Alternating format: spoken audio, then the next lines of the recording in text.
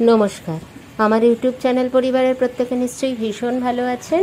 আমি প্রায় মাস দেড়েক বাদে আবার একটা নতুন ব্লগ নিয়ে চলে এসেছি। তবে জানেন তো, এই ব্লগটা কিন্তু কোনো একটা পার্টিকুলার দিনের কোনো ভিডিও নিয়ে ব্লগটা নয়, 2-3 দিনের ছোট ছোট কিছু ভিডিও নিয়ে এই কন্টেন্টটা তৈরি করেছি আমি। আজকে আমার বাড়িতে রান্নাবান্না কিচ্ছু নেই। এখন আমি যাচ্ছি আমার দিম্মা বুড়ির আবদার মেটাতে, তার সঙ্গে তার বাড়ি। মামাই স্কুল থেকে দিম্মা বুড়িকে নিয়ে টালিগঞ্জ ট্রাম ডিপোয়ে আসবে, মেট্রো স্টেশনের প্রথম গেটটায়। আর আমি আর অপি এখান থেকে যাচ্ছি। আর এটাকে দেখুন, গত বছরের ভিডিও আপনারা যারা দেখেছেন তারা দেখেছিলেন যে আমরা একটা ম্যাওপুষিকে নিয়ে এসেছিলাম। সেটা তো এখন বড় হয়ে গেছে, তার ছবিও আপনারা এখানে দেখতে পাবেন, ভিডিও দেখতে পাবেন। আর একে আবার অপি নিয়ে এসেছে। মামাই, আমিও বাড়ি থেকে বেরিয়েছি, আর মামাই ফোন করে আমাকে জানালো যে দিম্মাবুড়ির স্কুল ছুটি হয়ে গেছে, ও ওখান থেকে একটা অটো নিয়ে সোজা টালিগঞ্জ ট্রাম ডিপোয়ে আসছে। আর আমরাও এখান থেকে একটা অটো নিয়ে টালিগঞ্জ ট্রাম ডিপোয়ে যাচ্ছি, মানে এসে গেছি। এটা অবশ্য মহানায়ক উত্তম কুমার মেট্রো স্টেশনের এন্ট্রি গেট নয়, এক্সিট গেট। এখানটাই মামাই দাঁড়াতে বলেছিল। দিম্মাবুড়িরা অটো করে চলেও এসেছে। এই দেখুন, তার দিদিকে আদরটা শুধু একবার দেখুন। যত ঝামেলা দিদিভাইয়ের সাথে আর যত ভালোবাসা আদর সব দিদিভাইয়ের সাথে। ওখান থেকে আমরা একটা ট্যাক্সি পেয়ে গেছি, এবার যাচ্ছি সোজা মামাইদের বাড়ি।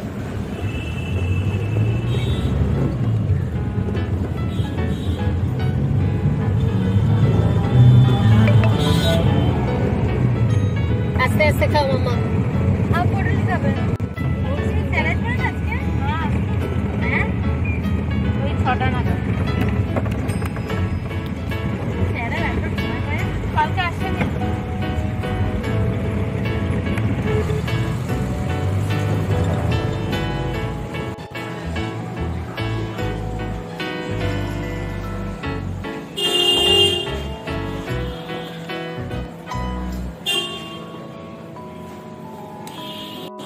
মামা, তোমাকে তো সবাই দেখছেন, একটু হাই বলে দাও।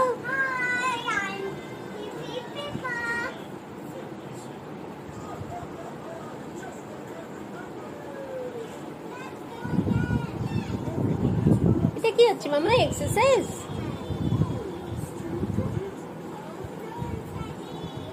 তুমি আর মামাকে মিস করছো না তো?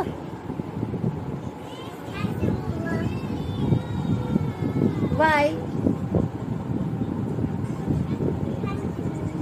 Why? Most welcome, but why? আমার মেয়ে যে আমার মার কাছে মানুষ, আর আমার মেয়ের কাছে যে অর্পিতা মানুষ, তার প্রতি পদে প্রমাণ পাওয়া যায়। আপনি দেখুন, আমার ঘরে কিন্তু আমি সত্যি বলছি এত গুছিয়ে রাখি না, রাখতে পারিও না। আর আমার মেয়ের সেরকম হচ্ছে আমার মার মতো টিপটপ। আমার মা ঠিক এরকম ছিল, সারাদিন এখানটা গোছাচ্ছে, ওখানটা গোছাচ্ছে, ওখানটা ঝাড়ছে। আর তার দেখে শিখেছে, মানে আমার মেয়ের দেখে শিখেছে অর্পি। আর যদি অর্পি কোনো সময় নাও করে, ফাঁকিবাজও করে, আমার মেয়ে ঠিক তাকে ধমকে ধামকে করিয়ে দেয়। আর এইসব ক্ষেত্রে কি বলুন তো, আমিও একদম নিস্তার পাই না।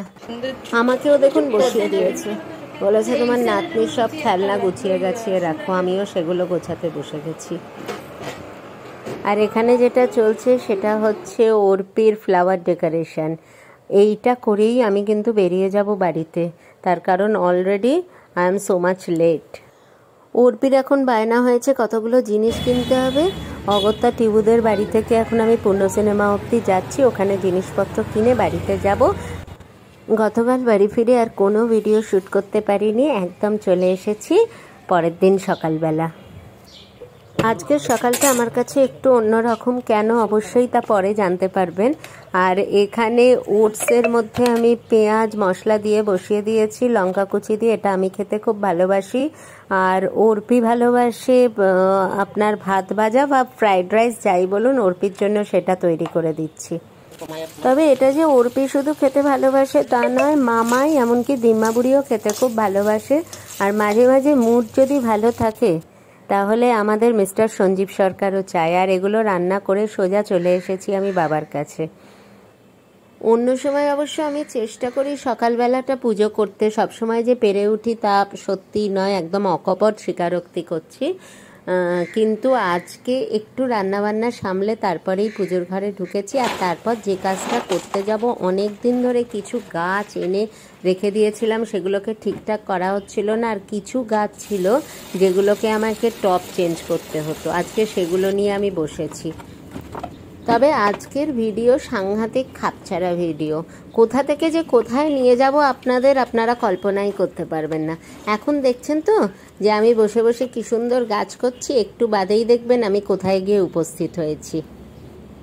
আর আমাকে আজকের দিনে এইরকম হাইজ্যাক করে উড়িয়ে নিয়ে যাওয়ার পেছনে যাদের অবদান অনস্বীকার্য, তারা হচ্ছে আমার ছোটবেলার বন্ধুরা। এরা যে কি করতে পারে না, আপনি কল্পনাই করতে পারবেন না। এই দেখুন, অলরেডি কোথায় গাছ করছিলাম তো, আর কোথায় চলে এসেছি দেখুন। আমার অনেক ব্লগেই আমার ছোটবেলার বন্ধুদের আপনারা দেখেছেন। এ হচ্ছে সুনন্দা। আজকের পুরো প্ল্যানটার মেন হোতা হচ্ছে কিন্তু এই। তারপর শিল্পী আর মৌসুমী, আর একজনকে আপনাদের দেখাতে পারলাম না, সে হচ্ছে দ্য গ্রেট সম্পি। দেখুন, ঈশ্বর তো কখনো নিজে আসেন না, তারা নানা রূপে আসেন, নানা জনের মাধ্যমে আসেন। আর আমি এইখানেই বুঝতে পারি যে সাই বাবার আশীর্বাদ, আমার বাবা মার আশীর্বাদ প্রতি মুহূর্তে আমার ওপর যে আছে। আমার বন্ধুরা, আমার আশেপাশে যারা আছেন, যাদের সাথে হয়তো পরে আপনাদের নানা ব্লগে আলাপ হবে, তারা যে আমার কতটা উপকার করেন, আমাকে কতটা টেক কেয়ার করেন, ভাবতেও পারবেন না। বহুদিন বাদে আবার আমাদের চারজনের দেখা হয়েছে, বুঝতেই পাচ্ছেন আড্ডা একদম জমে ক্ষীর। সাংঘাতিকভাবে আড্ডা কিন্তু আমাদের জমে উঠেছে। তবে বিশ্বাস করুন, এটা কিন্তু আমার কাছে ভীষণভাবে সারপ্রাইজ ছিল, কারণ আমি আগের দিন অবধি জানতাম না যে সুনন্দারা এরকম একটা প্ল্যান করেছে।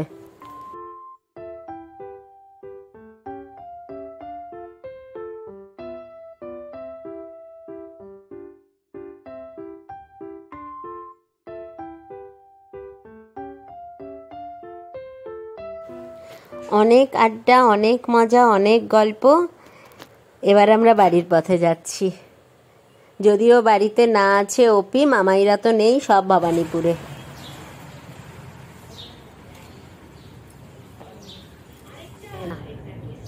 আমি পিকু চলে যাওয়ার পর আমি কাউকে, মানে পিকু মানে হচ্ছে আমার 4 পার্স বেবি, ও চলে যাওয়ার পর আমি কখনো কেক কাটি না। কিন্তু এই একমাত্র বন্ধুদের কাছে আমার কোনো জারি জুরি খাটে না, কেক আমাকে কাটতেই হয়। যদি আমি খুব ছোটোভাবে কেটেছি, কিন্তু সেটাকে ওরা আমায় দিয়ে দিয়েছে।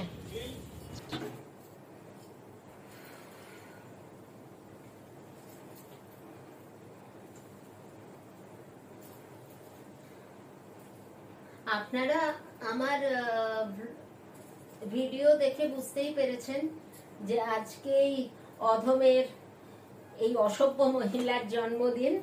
কিন্তু আমি আপনাদের বলছিলামও যে আমার পিকু, মানে যে 4 পার্স বেবি মারা যাওয়ার পর থেকে আমি জন্মদিন করি না। তা সেটাও প্রায় 2019-এও মারা গেছে, 2020 থেকে আমি জন্মদিন করি না। কিন্তু গত বছর থেকে আমার বন্ধুরা যখন জানতে পেরেছিল এই কথাটা, ওরা কারোর বাধা মানে না, বিশেষ করে সুনন্দা। তা এবং সেখানে যখন আমি অপারগ হয়ে যাই, শুনতে বাধ্য হই, তা আমি এবছর একটা জিনিস ঠিক করেছি, যে গত বছর থেকে আর কাউকে বাধা দেব না।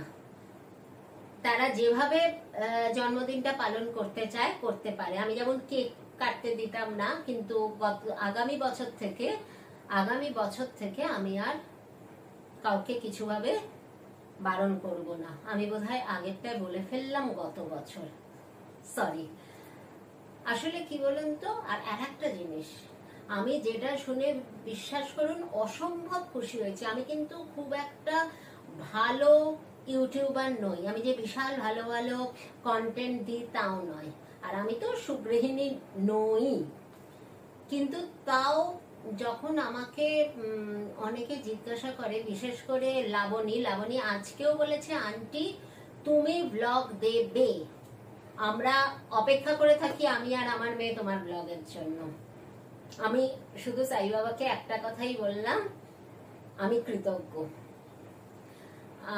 কৃষ্ণা আমাদের ক্লাসমেট ছিল, আরো অনেকে আজকেও আমার বন্ধুরা বলছিল, এবং কয়েকজন সম্পূর্ণ অপরিচিত যারা শুধু আমার চন্দ্রাখোস যে ইউটিউব ব্লগ সেখানকার সদস্য, তারাও আমাকে বলেছেন যে আপনি কেন ব্লগ দেন না। আমি সত্যি কৃতজ্ঞ, সত্যি কৃতজ্ঞ। আমি আমার ইউটিউব ফ্যামিলির প্রত্যেকের কাছে কৃতজ্ঞ। তবে এই ব্লগটা আজ থেকে শুরু করেছি। হ্যাঁ, ব্লগ দিতাম না, তার একটা কারণ ছিল আমি কয়েকটা কাজে ব্যস্ত ছিলাম, যে কাজগুলো সম্বন্ধে হয়তো আপনারা পরবর্তীকালে জানতে পারবেন। আর দ্বিতীয় কথা, আমরা যে সময়টা দিয়ে যাচ্ছি না, সময়টা খুব একটা ভালো নয়, সেটা তো আপনারা বুঝতেই পাচ্ছেন। খুব দুঃখজনক একটা পরিস্থিতির মধ্যে দিয়ে আমরা যাচ্ছি। এবং আমি কেন জানেন তো এত বেশি ইমোশনাল হয়ে গেছি ঘটনাটা নিয়ে। যে চলে গেছে সে আর আমার মেয়ে মামাই মোটামুটি সমবয়সী, এটা আমাকে সাংঘাতিক ভাবে হার্ট করেছে। দেখুন, একটা কথা তো ঠিক, মার থেকে মাসির দরদ কখনো বেশি হতে পারে না, এটা একদম সত্যি কথা। কিন্তু তাও মানে আমার মনে হয় প্রত্যেক মুহূর্তে যে একটা এইভাবে তরতাজা মেয়ে চলে গেল। যাই হোক, তা এইসব নানা কারণে আমি ব্লগ দেওয়াটা বন্ধই করে দিচ্ছিলাম না, ইচ্ছে করছিল না। কিন্তু পরে দেখলাম যে না, নিজেকে ভালো রাখতে গেলে, বা আমি যখন একটা শুরু করেছি চ্যানেল, সেখানে আমার কিছু দায়বদ্ধতা থাকে। আমি জানি না কত ভালো ব্লগ আমি দিই, কিন্তু কিছু তো দায়বদ্ধতা থাকে। সেই জন্যই ব্লগটা শুরু করলাম। এই ব্লগটা কিন্তু ডেলি ব্লগ হিসেবে নয়, মানে আজকে জন্মদিনের কিছু ভিডিও আমি পোস্ট করেছি, আর গত কয়েকদিনের ছোট ছোট কয়েকটা ভিডিও আমি পোস্ট করব। আজকে একটা কথা বলে রাখি, আজ কিন্তু রান্না বান্না আমি কিচ্ছু করিনি, তাই সেগুলো দেখাতে পারবো না। তার কারণ হচ্ছে আজকে আমাকে তো বন্ধুরা জোর করে প্রায় হাইজ্যাক করে নিয়ে চলে গেছিল, আর অর্পিতা গেছে ভবানীপুরে মামায়ের বাড়ি। তার সুতরাং রান্না বান্নার কোনো ব্লগ আজ আমি দেখাতে পারবো না। আমার যে দিনলিপি, আমার যে জীবনযাত্রা, তারই টুকরো টুকরো কিছু ছবি দেখালাম। আর আমি আবার বলছি, আজকে জন্মদিনে বড়দের আমার প্রণাম, ছোটদের জন্য অসংখ্য অসংখ্য ভালোবাসা, অনেক অনেক আদর। আর আমরা যারা সমবয়সী তাদের একটা কথাই বলতে পারি, যে আমরা সবাই মিলে ভালো থাকবার চেষ্টা করি। তার কারণ আমাদের যে বয়স, এই বয়সে কিন্তু এবার কিছুটা নিজের জন্য সময় দিতেই হবে। না হলে আমরা যদি ভালো না থাকি, তাহলে আমরা কিন্তু আমাদের আপনজনদের ভালো রাখতে পারবো না। আমরা নিজেরাই যদি ব্লাড প্রেশার, ডায়াবেটিস ইত্যাদি অসুখে ভুগি, তাহলে আমরা আমাদের আপনজনদের কি করে যত্ন করব? অসুখ নিশ্চয়ই করবে, কিন্তু তার জন্য ঠিকভাবে যত্নটা নিতে হবে। আমি বড্ড বেশি জ্ঞান দিয়ে ফেললাম বোধহয়, আমাকে কিন্তু ক্ষমা করবেন। তা চলুন, এরপর কি কি হবে। আমার মেয়ে একরকম প্ল্যান নিয়ে বসে আছে, আমার বাবলাই মানে সঞ্জীব একরকম প্ল্যান নিয়ে বসে আছে। তা দেখা যাক এর পরবর্তী সময়ে কি হবে। আমি আজকে বাড়িতে এখন এসেছি, তার কারণ সন্ধ্যে দেব, আমার বাচ্চাগুলোকে খাওয়াবো, আর বাড়িতে আরেকজন নতুন অতিথি এসেছে, তার সাথেও আপনাদের আলাপ করাবো। তা চলুন এরপরের ভিডিওগুলো দেখা যাক।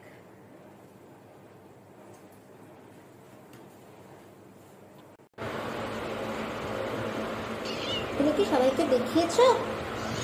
হ্যাঁ, তুমি সবাইকে দেখিয়েছো? হ্যাঁ, বলো।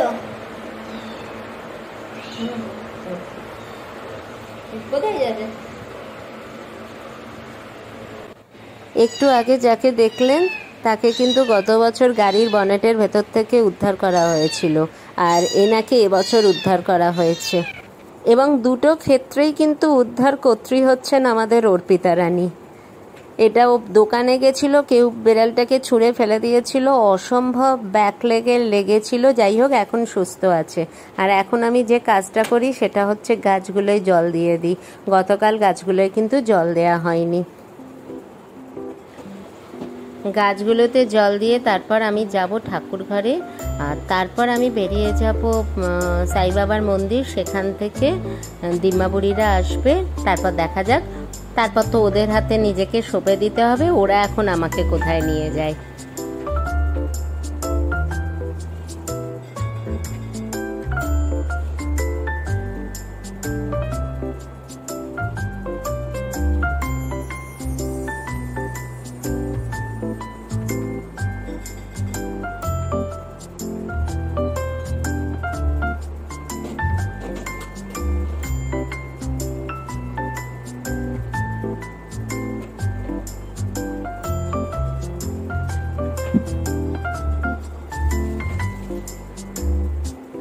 তাহলে আজকের মতো ভিডিওটা এখানেই শেষ করছি। আপনারা সবাই ভীষণ ভালো থাকবেন, সুস্থ থাকবেন, আনন্দে থাকবেন। তার কারণ হচ্ছে আপনি নিজে ভালো থাকলেই কিন্তু আপনি আপনার পরিজনদের ভালো রাখতে পারবেন।